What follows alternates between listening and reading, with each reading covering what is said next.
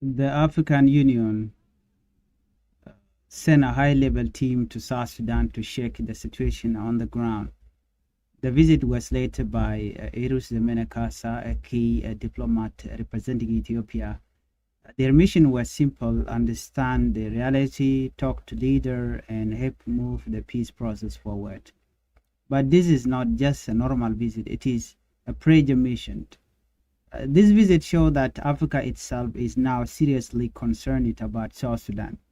The African Union is basically saying the time is running out, you must move forward. They met important leaders like Rebecca Nyandeng de Mabiur, Hossein Abdelbagi, and Mande Samaya Kumba, and also international group like United Nations Mission in South Sudan, Intergovernmental Authority on Development, which is IGAD, reconstituted Joint Monitoring and Evaluation Commission. This shows the issue is not just local anymore, it is international. Let's look at this. The African Union made one thing very clear: South Sudan people want election, but election must be real and fair.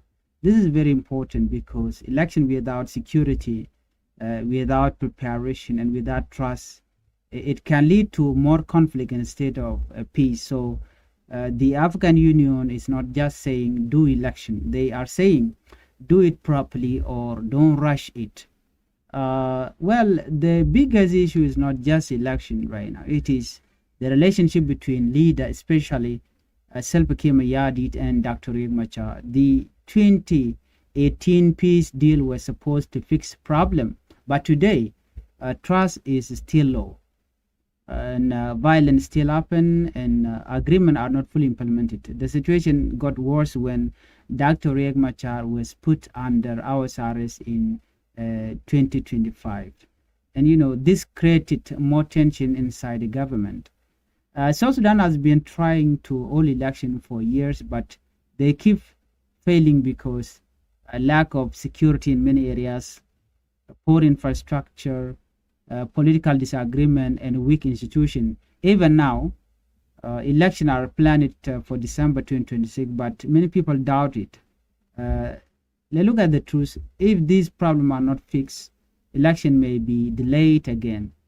The African Union said it will release a communique or official report, and this report will include their finding, their concern, their recommendation. This is important because it may increase pressure on leaders. It may guide international decision, and it also may influence funding and support. This situation shows something deeper. South Sudan is at a crossroad. There are two possible paths here. Number one is progress. Leaders cooperate, election happen, and peace improved. And second path is failure. Political conflict continue, violence increase, and election fail again. Right now, the country is in between these two paths. Let's be direct. The African Union, can advise, can support, and also African Union can pressure, but it cannot force change. And real change must come from South Sudan leaders themselves. So if leaders do not trust each other, and leaders do not follow agreement, then no outside help will fix the problem. This visit is a warning signal, not just from international actor, but from Africa itself. It means the world is watching. The time for delay is ending. So in conclusion, the African Union want progress.